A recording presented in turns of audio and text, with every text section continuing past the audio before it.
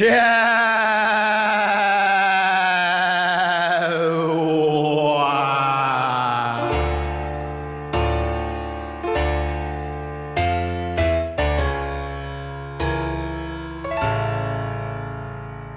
will delete you!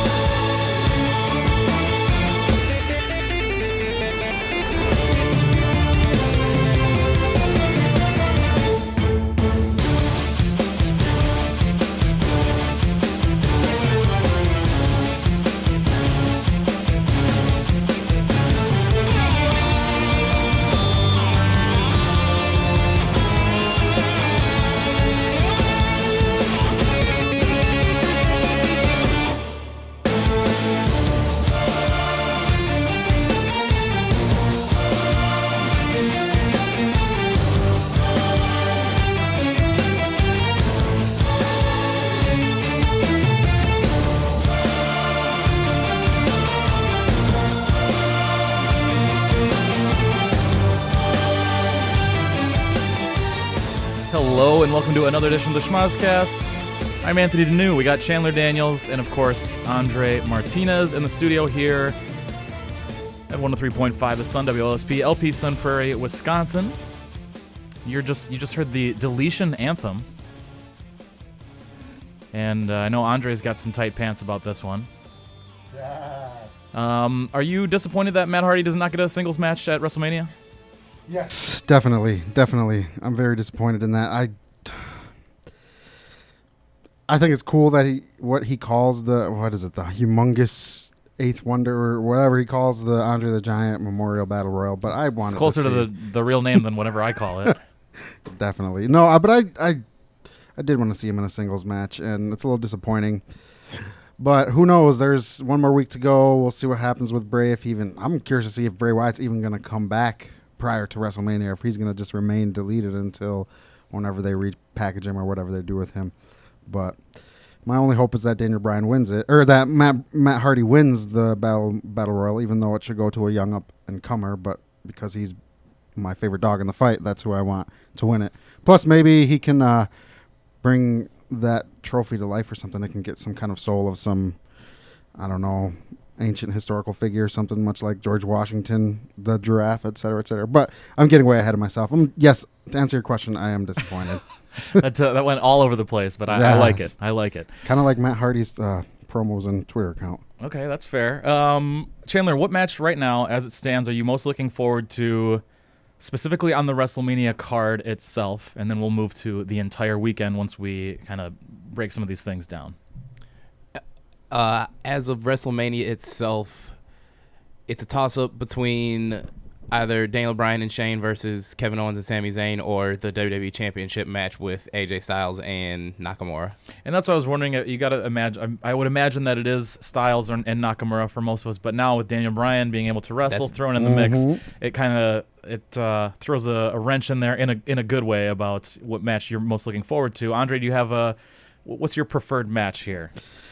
Definitely the WWE Championship match between AJ Styles, the phenomenal AJ Styles, and the King of Strong Style, Shinsuke Nakamura. But also the tag match. I mean, I don't want to be redundant and say what Chandler just said, but it's the truth. Those are the two matches I'm most looking forward to, but I will throw in there the Bray Wyatt tag team title match. I'm really curious to see who his partner is going to be and what they do with that. Braun Strowman?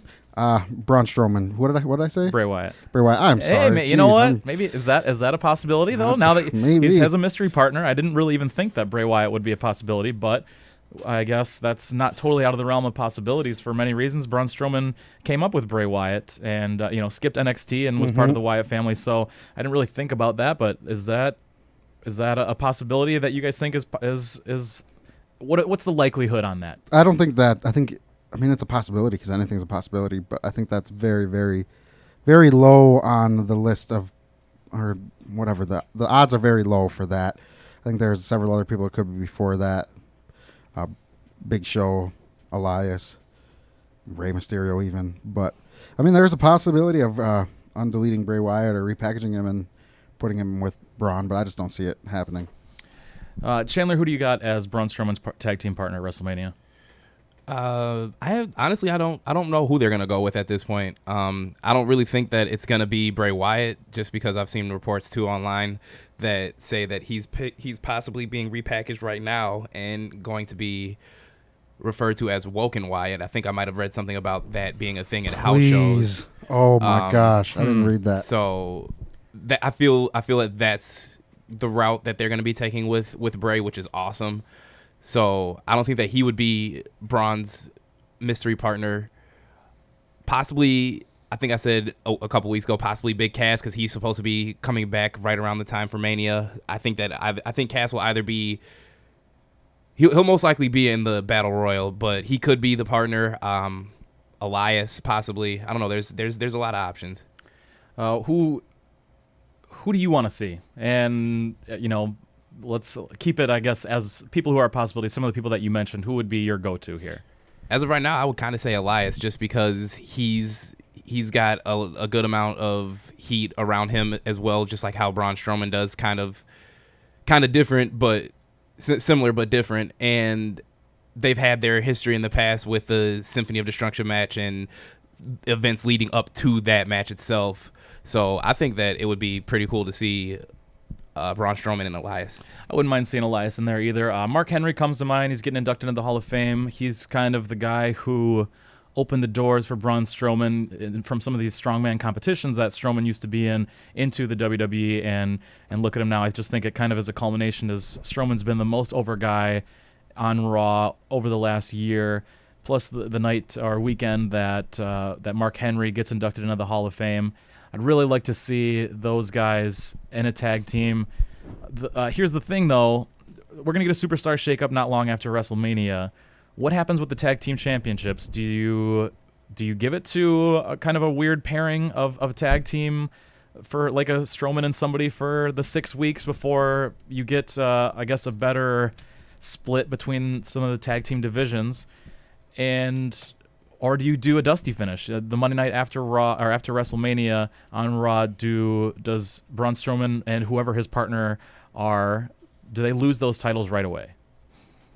I think if you're gonna have a superstar shakeup and you're going to possibly revamp both tag team divisions, and you want to put the title on someone, I think it's best to do it on a short-term team like a Braun Strowman and a partner, as opposed to putting him on a long-term team in case that you want to move that team to the other brand. Obviously, there's ways of doing that if you don't. But if they're going to take the titles and put them on Braun and a partner, I wouldn't mind that at all because it's believable, even though they're not a tag team.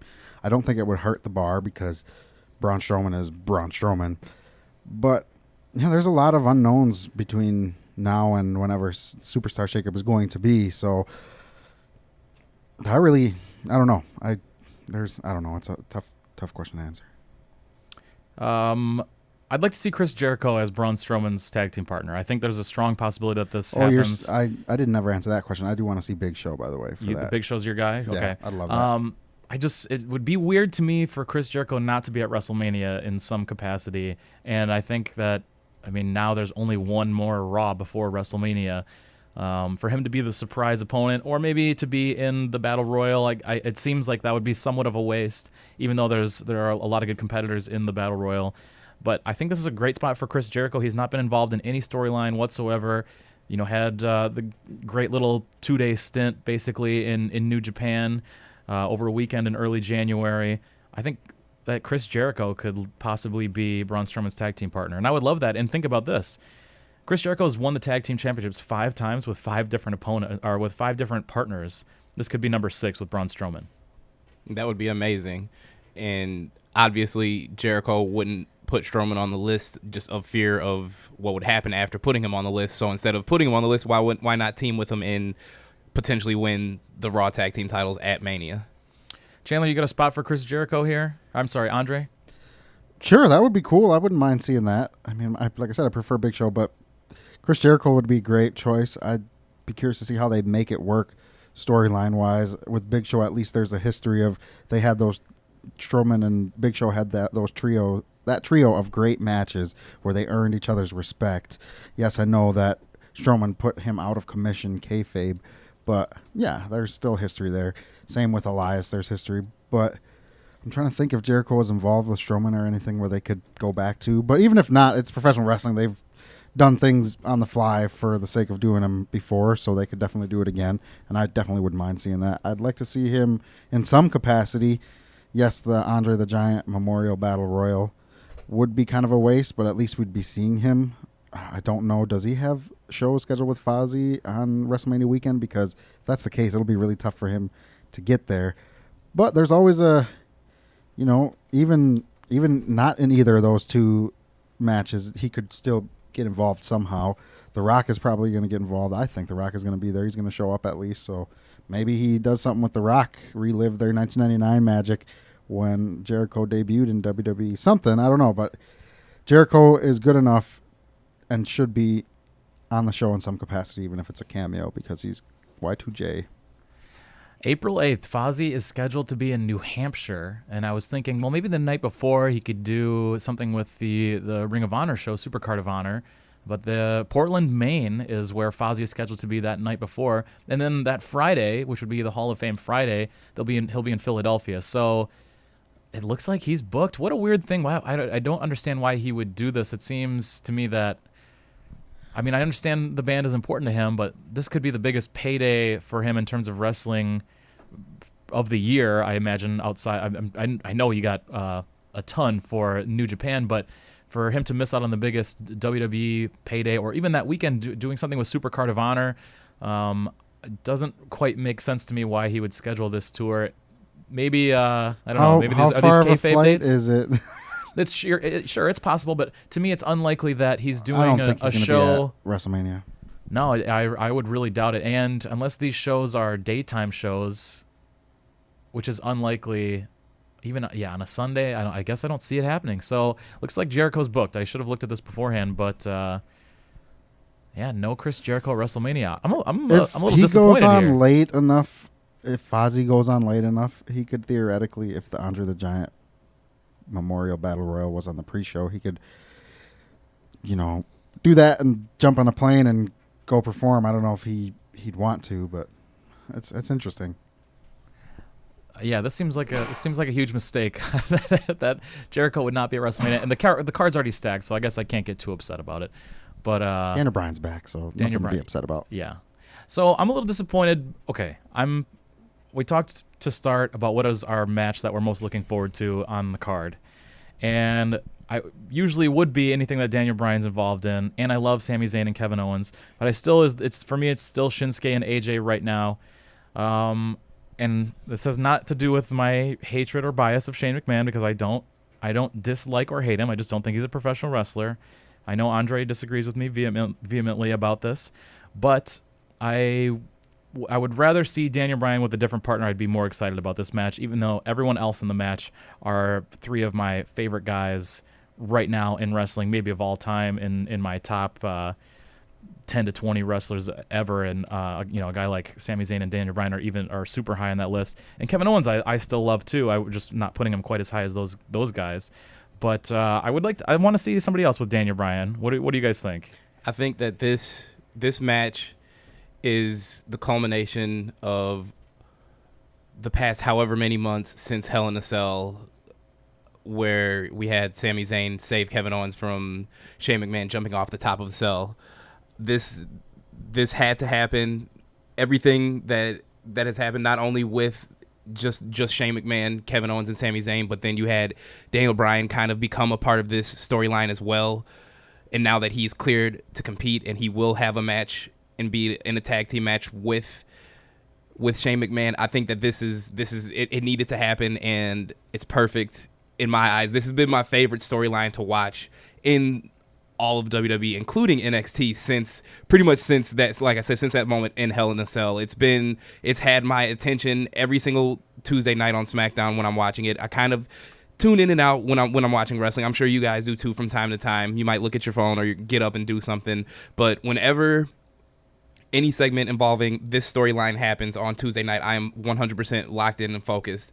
And I'm super excited about this match, and the fact that Daniel Bryan is able to be a part of the culmination of this entire storyline and it's happening at WrestleMania, and I think that that's great. And also another dynamic that I thought of that I think is pretty cool is it's pretty cool that we have the commissioner and GM of SmackDown teaming together on the SmackDown side, but then on the Raw side, you have the commissioner and the GM on opposite ends of the ring. So I think that's another cool dynamic to not only this match, but the match with Angle and Rousey and Triple H and Stephanie. So I'm really, really looking forward to it. And that's why I said I put it right up there with the WWE Championship match. Like these two matches are definitely what I'm looking forward to the most at WrestleMania.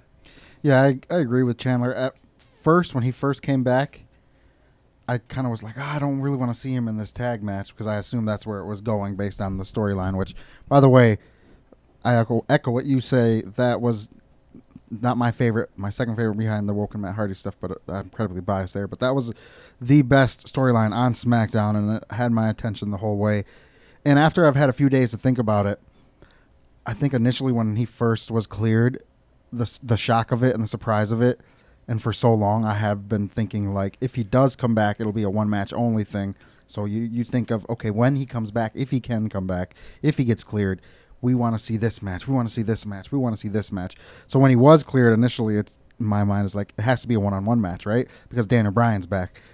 But now that I've had a few days to digest it, it's actually the right way to go, as you said, because it's a culmination of what him and Shane McMahon have been going through between those two, and with Cammy, as AJ called them, Kevin Owens and Sami Zayn. It just has to be, and it's going to be great from that standpoint, because it's going to be the culmination of that storyline, and there's a lot of ways they can go with it. Daniel Bryan may even turn on his partner and allow Kevin and Sami to come back. But at the same time, another good thing, another reason why it's going to be worth it, is the hot tag when Daniel Bryan is tagged in is going to be incredible. The crowd is going to go crazy. Daniel Bryan's going to come in 100 miles an hour. He's going to be kneeing people, all that stuff. It's drop kicks.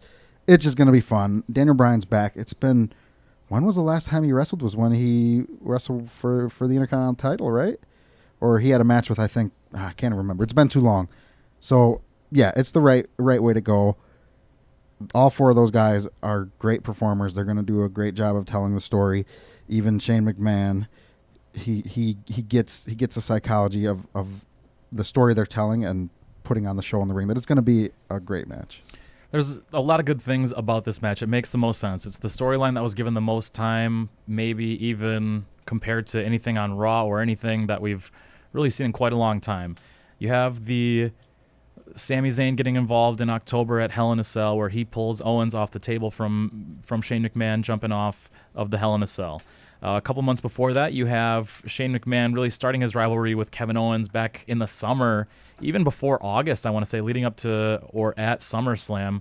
There was, plenty of beef between those two, and Kevin Owens probably goes even back further than that. So it really is a culmination of this long storyline which they have done a great job of. I know people were getting a little bored with it. It sounded like a few months ago.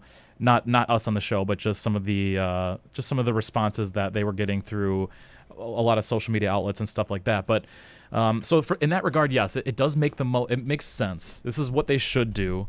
I just personally, I don't need to see Shane McMahon in a ring wrestling. I don't need to see him in a match. I'd much rather. Storyline. This is what makes the most sense. But looking forward, Daniel Bryan and all the possibilities after this. Some of the singles matches that we will get down the road, I think, is going to make up for it plenty. But how do you guys go about putting Daniel Bryan back as a wrestler and not an authority figure? I think Andre hit on something when he said you could have Daniel Bryan kind of turn on Shane McMahon. I think that's the best way. And it doesn't necessarily have to be a heel turn for him. It could just be him looking out for a couple of the guys that he's known for the past 15 years and that he's come up on the indie scene with, and just making sure that they have their spot back in WWE. And then the result of Daniel Bryan helping out with that is him possibly either being forcefully removed as a GM or himself stepping down, kind of doing what Shane McMahon did himself, saying, instead of saying I'm taking a leave of absence, just say I'm stepping down as GM because of conflicting issues and I'm only going to be a full-time competitor now. Yeah, it would be a conflict of interest for him to be a GM and that's a the competitor. phrase I was looking for. Because then he could just put himself in all the championships. But not speaking out, kayfabe aside, I agree with Chandler that it should be.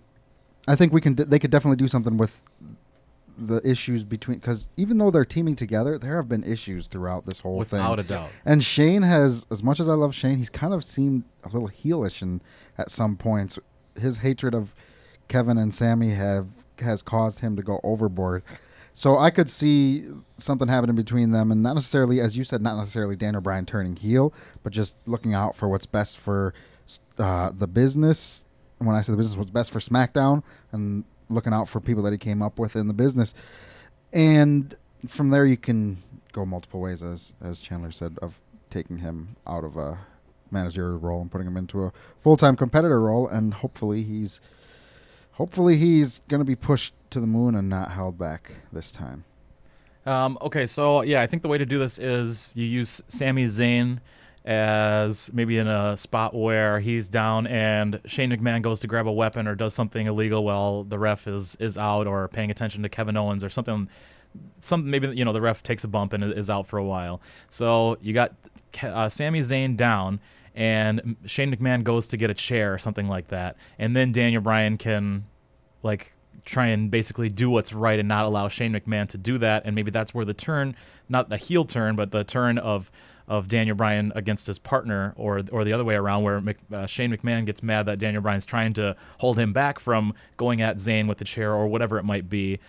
Because I think of the two, Owens and Zayn, that Zayn is, especially with his history on the main roster, is much more of the sympathetic character, and the way they've built it to where he's kind of following along with his best friend, and sometimes he fights whether or not he's doing the right thing, or whether it be he didn't want to go after Daniel Bryan, or he turned on him a few weeks ago when we were at SmackDown, or the way he pulled off Kevin Owens at Hell in a Cell when it was like he couldn't believe what he was doing, So I think that Zayn is the more sympathetic character that you can use to get Daniel Bryan and McMahon to get into a fight that doesn't make Daniel Bryan the heel. And it might not even make Shane McMahon the heel, because once again, I think people are behind him because he's put up with so much crap from Owens and Zayn, and he once again has even admitted to going overboard. And let's face it, even if Daniel Bryan straight up just turns on Shane McMahon and attacks him, that's not going to be enough to get the crowd off of his side. He is going to Exactly. be over no matter what. Besides, he would be bringing back Kevin and Sami Zayn, two great performers who the fans want to see. Yes, they're upset that they attacked Daniel Bryan on his first day cleared, but ultimately they want to see them wrestle in WWE. They want Kevin Owens back. They want Sami Zayn back. And I want to see Kevin Owens back on social media. That's right. He's Kevin Steen as of, I think, last week when he And was he's been fired, which silent. is pretty great. He just gets it. He understands what being a pro wrestler is all about. And did you guys hear about how, I don't mean to cut you out, but did you hear how Sammy is being allowed to sell El Generico shirts now on Pro Wrestling Tees? Like, they're back. Does Sammy That's so like good. Sammy owns the rights to that or something, or did Generico's family sign it over to him when he passed? I don't know. I don't know the Kayfabe exact Chris over here. Yeah, I don't know the exact dealings on Kayfabe that. Kevin. I But don't know. I'm just making stuff up.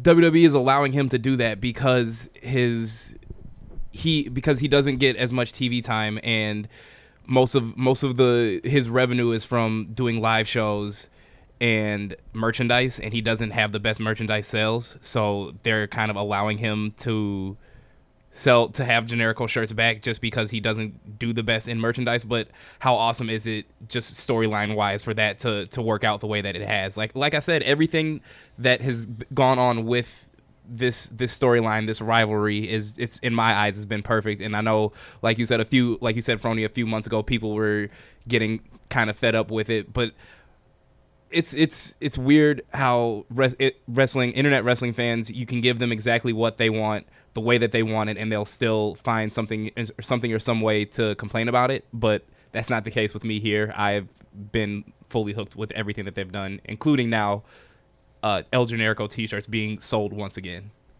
I love it all too. I'm with you there. It's been an incredibly fun ride, and I think it's cool that El Generico is selling shirts as well. They have done a great job with this, and little things like Kevin Owens going back to Kevin Steen on Twitter, Losing his blue tick, by the way, too. That's so great, and Sami Zayn selling El Generico shirts. There's awesome components to this, and it also makes me wonder though, with like how long in advance was. It makes me just think also that this was the plan all along with Daniel Bryan, like because this has been the most elongated storyline that they've had. Like I think they had an idea of where this was going. I feel like you're going to argue with me. No, not necessarily argue. I think that they did draw it out because I think they were hopeful that he would be cleared. Mm-hmm. So I don't think that they necessarily knew that he was going to be cleared weeks in advance or anything like that. But they probably booked, and I'm sure that if he wasn't cleared, I'm sure they had a way out, a way of another option of getting to where they wanted to go. Maybe if he wasn't cleared, it'd probably be the one-on-one match. And Shane McMahon as special guest referee. Okay. Yeah. Yep. And I think you're right about that. But they did a good job of keeping it as a possibility. So And either way, who cares? Danny Bryan's back, baby.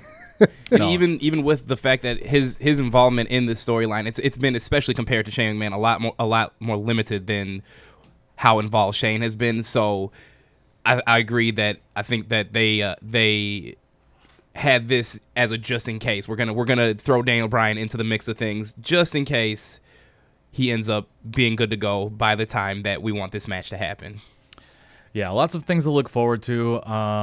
You know what else you can look forward to is the Schmozcast at a new time. We're switching to Wednesday nights on April 18th. So April 18th will be our first show at our new time, 8 p.m. right here on 103.5 The Sun at the Sun Prairie Radio. And so April 14th will be our last Saturday show, but don't worry, you can still get us on YouTube and the rest of our social media pages. Yep, YouTube, Instagram, Facebook, and Twitter. You can find us at the Schmozcast. So yeah, lots of good things happening. I think it'll be a nice switch for us. Plus, we'll get you more, we'll be able to do our shows closer to when the action is happening. So I think us switching to Wednesday nights is going to be great. It'll be the same great show. We'll be even more awake and more alive too on Wednesdays. I think it'll be good for all of us. All of us will have had even more time to drink coffee all day. I would have been like 5 or 6 cups deep at that point of the day. So I'll be way more awake as well. Another thing this allows us to do is put up more stuff on YouTube. While our show is regularly an hour long, our time switch will actually allow us to record bonus content that you can find on our YouTube page. So we'll add those in to our YouTube page. If you don't listen to us live on the radio or streaming, then you can check us out on our YouTube page, and we'll have a ton of bonus content. You'll hear more interviews with Ben Wong, who's kind of our New Japan insider, I guess. So there's a lot of good things that are happening. We're gonna revamp some of the look of the show a little bit, and we've been talking with our buddy Zach Wagner at ZachWagnerArt.com. He's got some great stuff, some great ideas that we're looking forward to implementing over the next few weeks. So lots of exciting stuff happening for us at the Schmozcast, and hopefully for our listeners as well.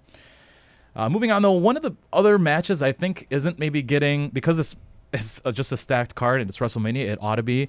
But the triple threat match for the IC title of Miz, Finn Balor, and Seth Rollins, I'm really looking forward to this. This could steal the show. Obviously, once again, Styles Nakamura is I think our main event.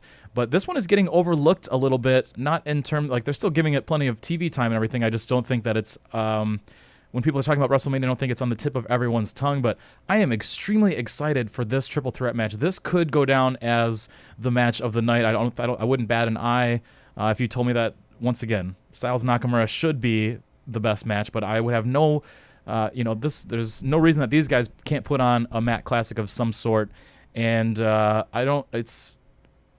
me, this is another match that I just look forward to so much between these three great competitors.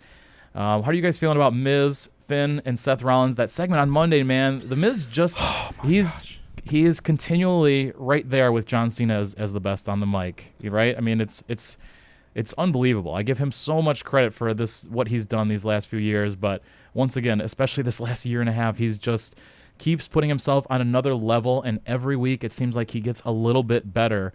And in his wrestling too, I know we don't get to see him wrestle as much lately. I think they're doing a better job of trying to protect guys for WrestleMania, keeping everybody as healthy as possible. And the segments that they've done have made sense anyway. So I don't think it was to the Miz's detriment at all. But man, I cannot wait for this match. This match is going to be incredible. It has first of all, that Miz TV segment, that was the segment of the night for Monday Night Raw. I even thought that there was going to be drama with the Miz Taraj. They got me, and I usually don't fall for things like that, and they got me hook, line, and sinker, and I loved it. The moment that the Miz Taraj attacked Seth and Finn Balor, the whole thing was great. But yes, the match is going to be incredible. I think it has the potential, and I know a lot of hardcore wrestling fans are going to not agree with me, but I think it has the potential to be possibly the best triple threat match in WrestleMania history. It could be better than the HBK, Triple H, Benoit triple threat match of WrestleMania 20.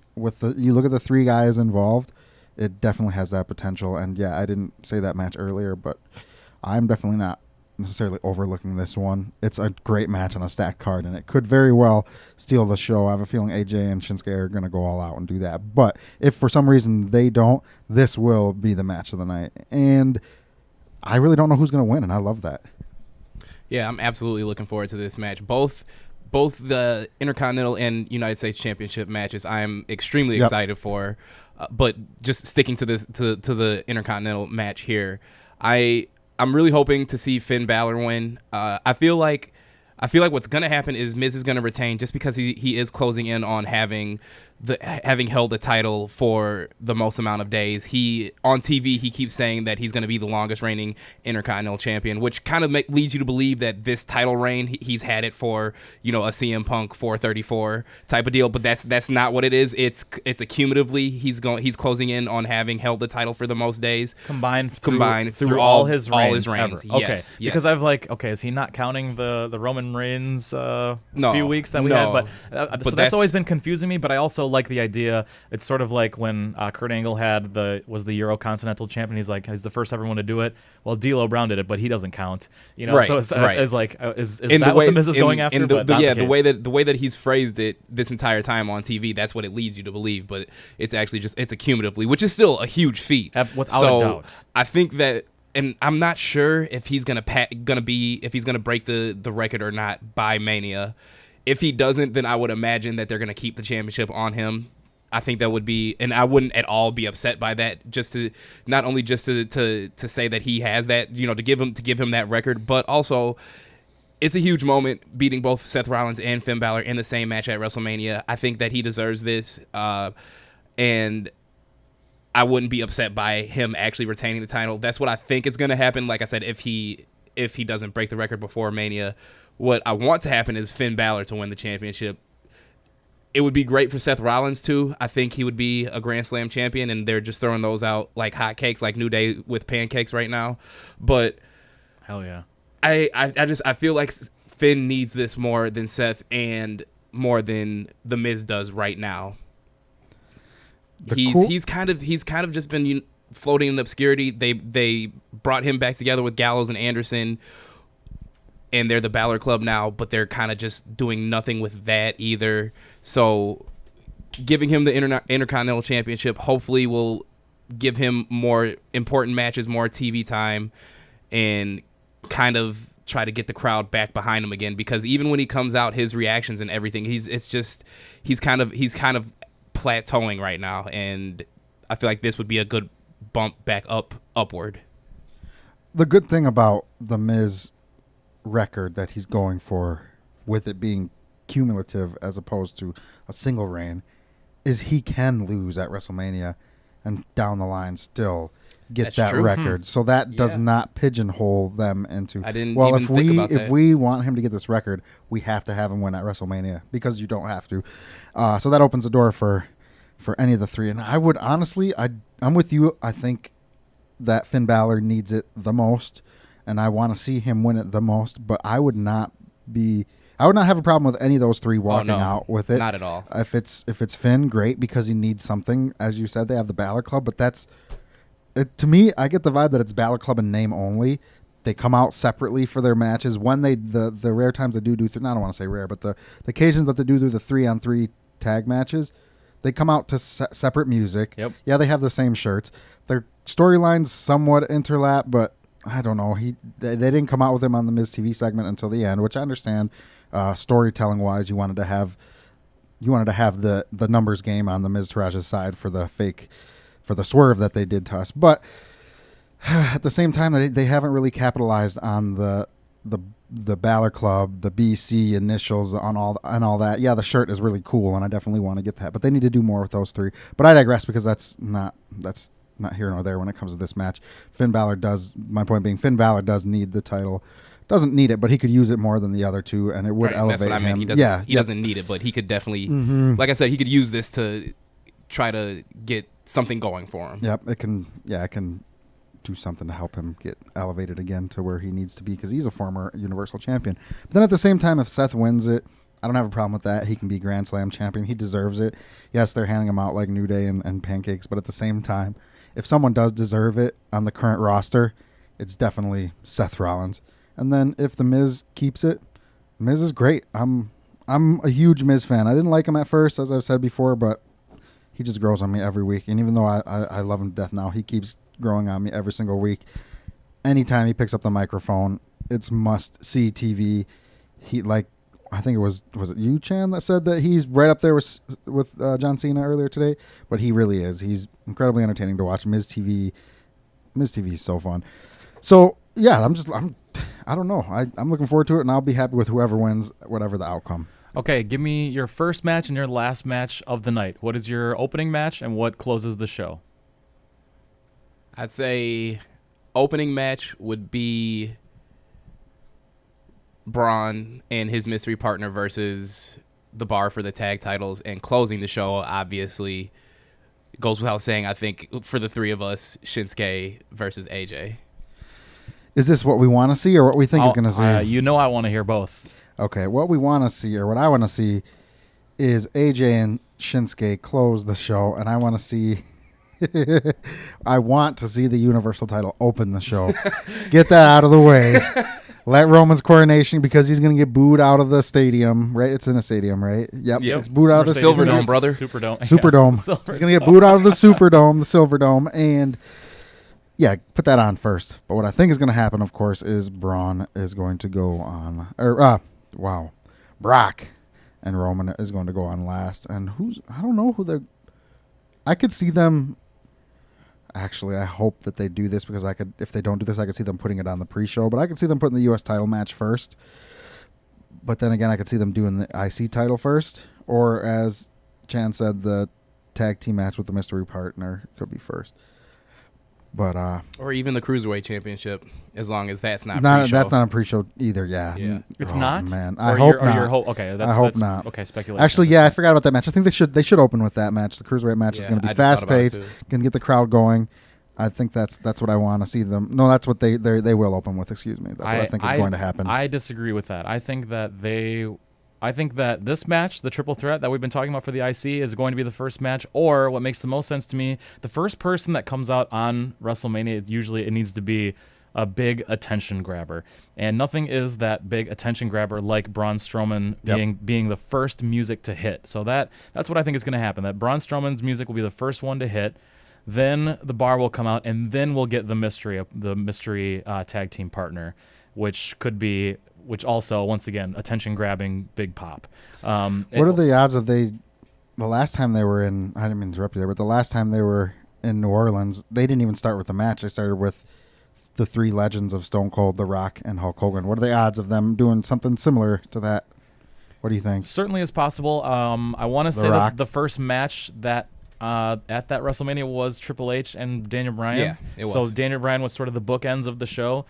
But there's a lot of different ways you could go with this, because yes, it is most likely that the Universal title is going to go on last, but also the biggest, longest storyline has been the SmackDown picture with Sami Zayn, Kevin Owens, Shane McMahon, and now Daniel Bryan's return. That's a huge deal. Plus it also being in New Orleans, where Daniel Bryan won his, I guess, second or third championship, or first unified or second unified undisputed. Thank you.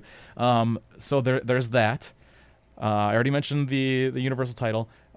Cena and Undertaker could go on last, and then of course Styles and Nakamura could also go on last. So I really do think that there's 4 possibilities. Yes, I put most of my probability percentages into the Universal title just because Brock versus Reigns seems to be the foregone conclusion as the final WrestleMania main event. But I really think that there are 3 other possibilities to go along with this that could close the show, and it wouldn't be a detriment of any kind. And I'm sure for you would like to see any one of those 3 over Roman Reigns. Absolutely. And I wasn't even thinking about the Undertaker Cena match. I'm assuming that's going to happen, obviously, but that wouldn't surprise me whatsoever if that's the last match, because you got Cena, one of the greatest of all time, against Undertaker, who's one of the greatest of all time, and that's like 50 years plus of wrestling between the two of them. So that wouldn't surprise me if that was last either. Chandler, so you said, or what do you think that Universal title will go on last? And what's your first match? You think maybe U.S. title?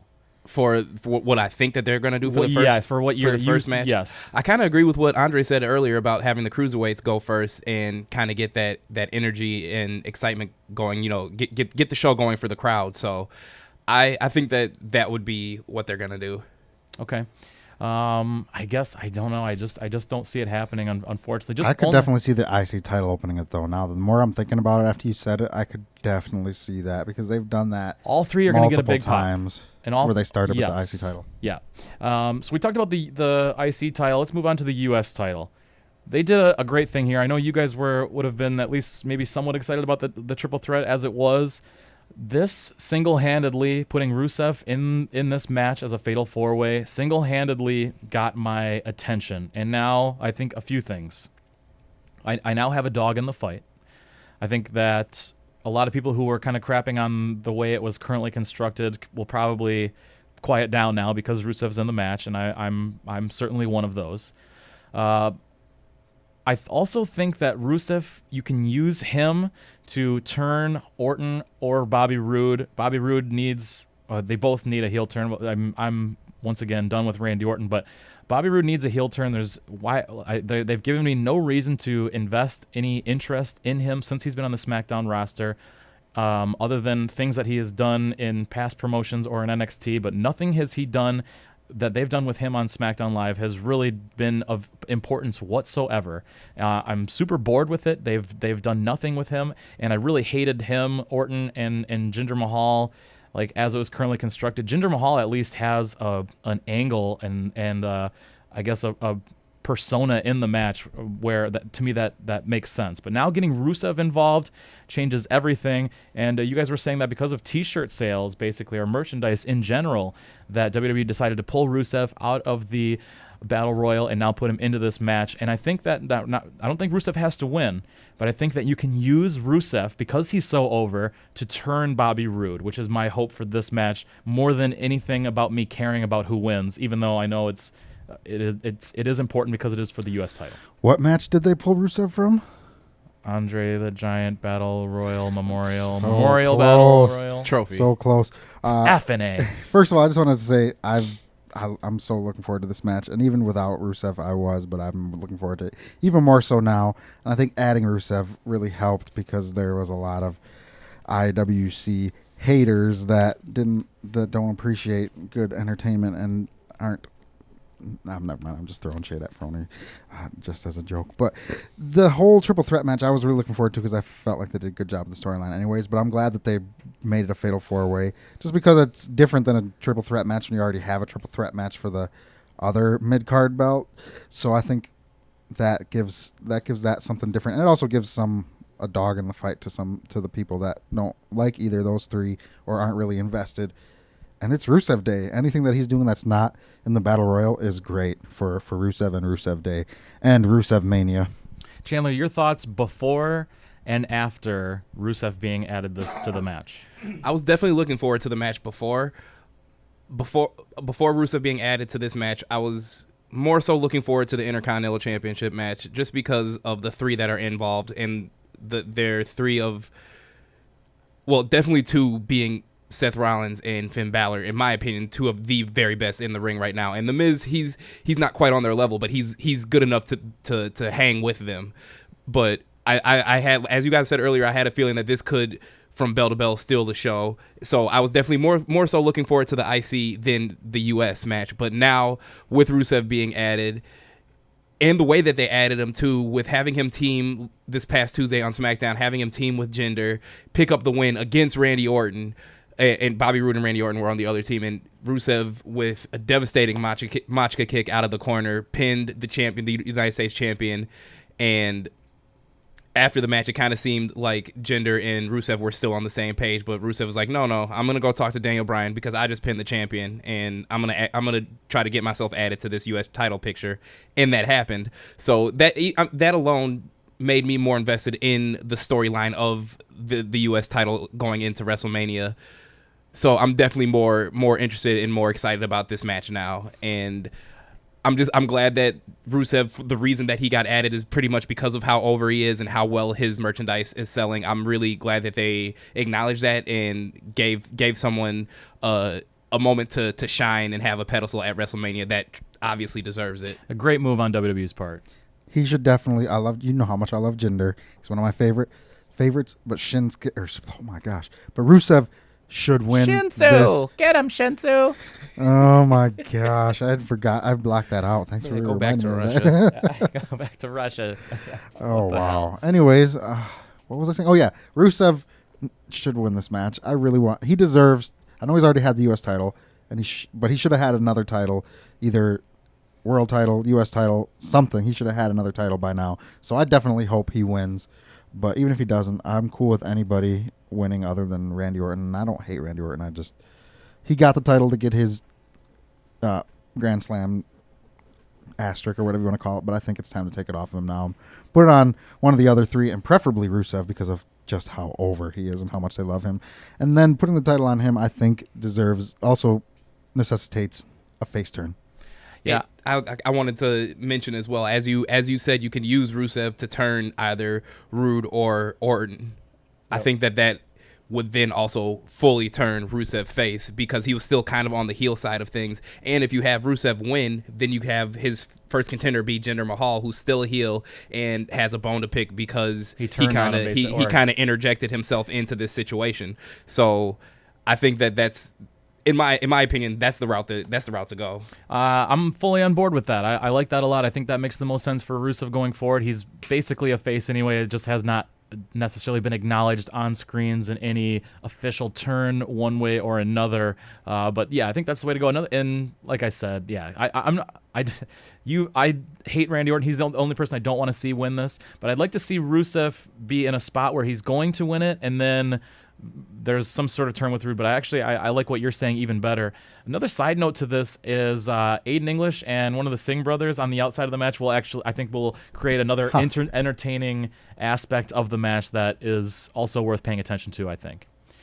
What else do we have here? So, okay, I want to talk about AJ Styles and Nakamura. Nakamura's been built like a boss these last 6 weeks to a month, or really since Royal Rumble.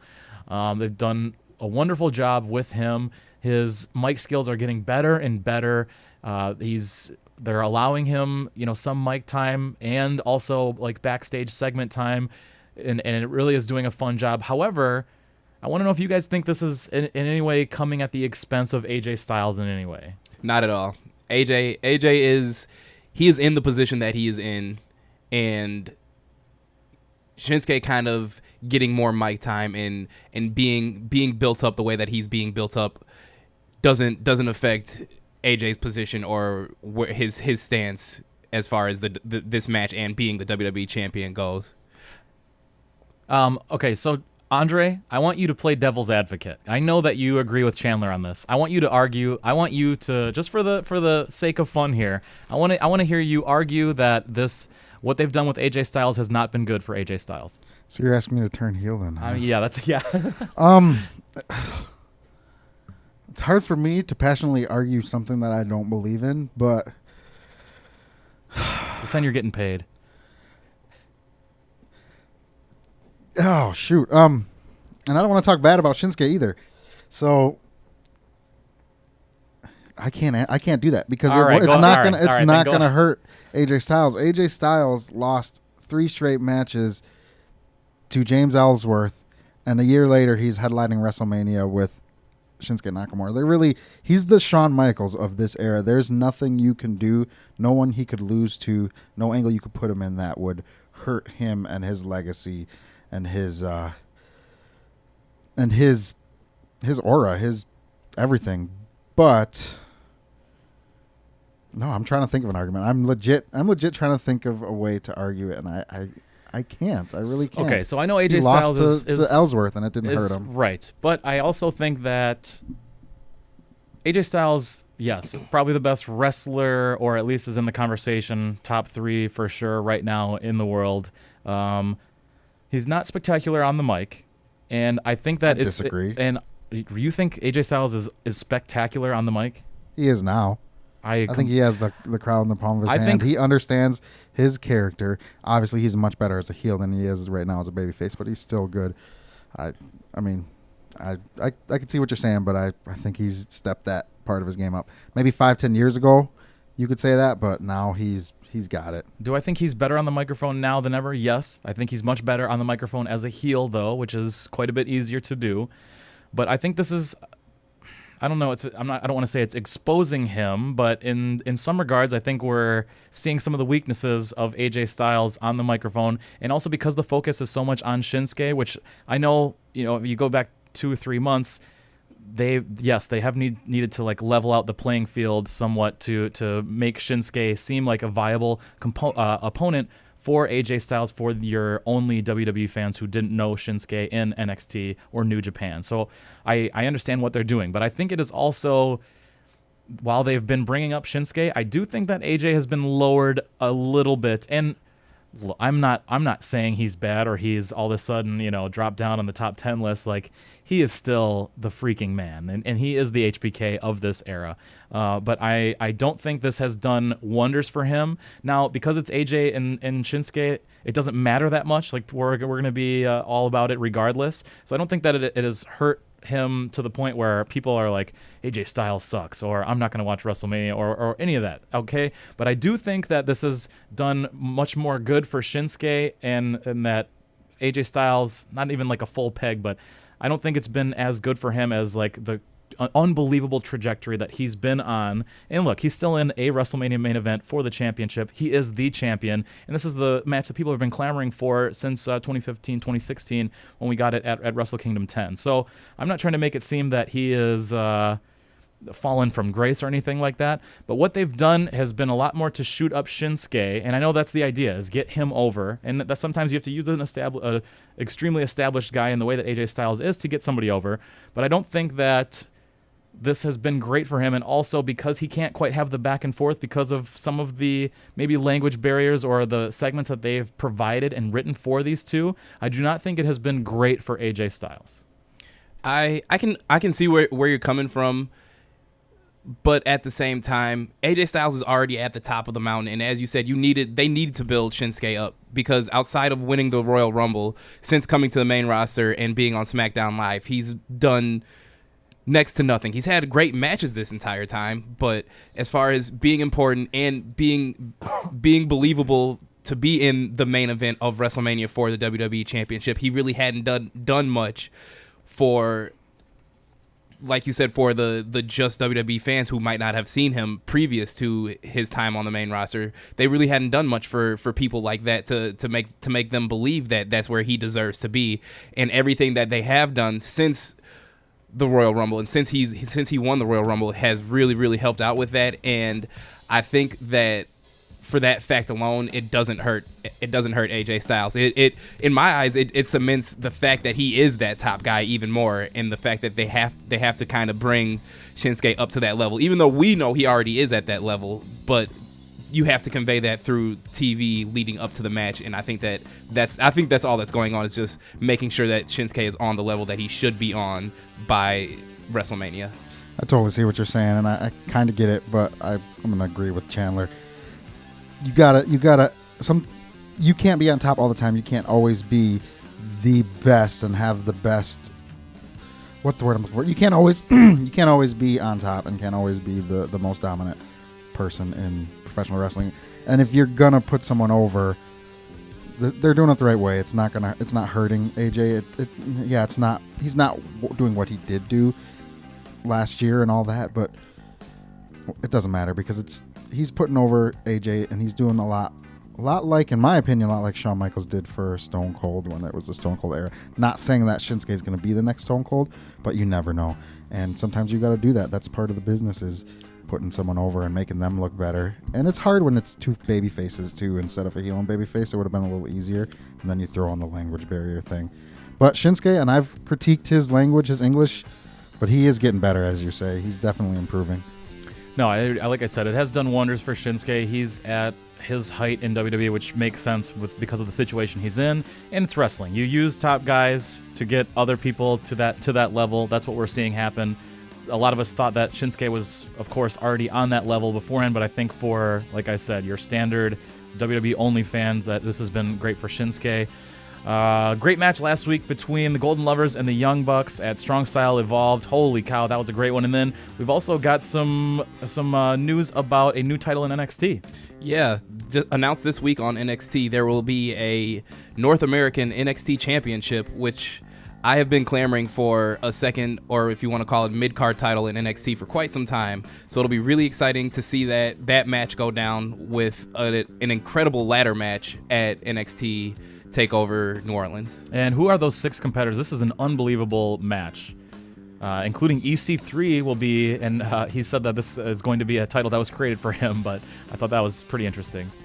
So we're going to have EC3, we're going to have Lars Sullivan, Ricochet will be making his on-screen in-ring debut, Velveteen Dream.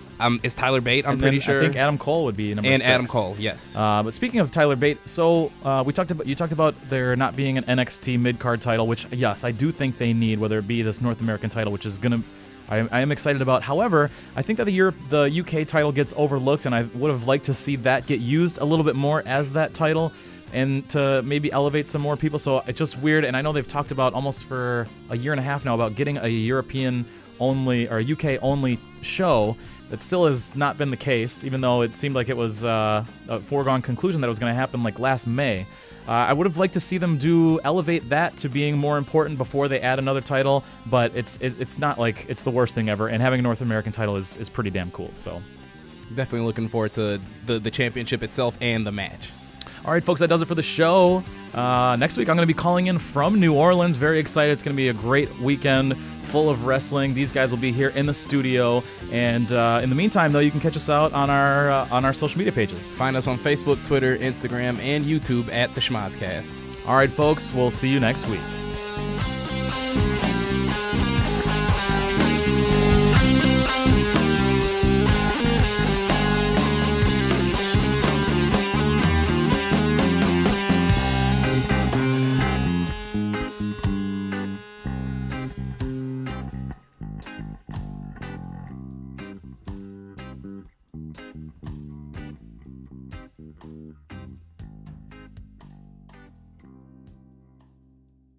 You're listening to 103.5 FM, WLSP LP, Sun Prairie, Wisconsin.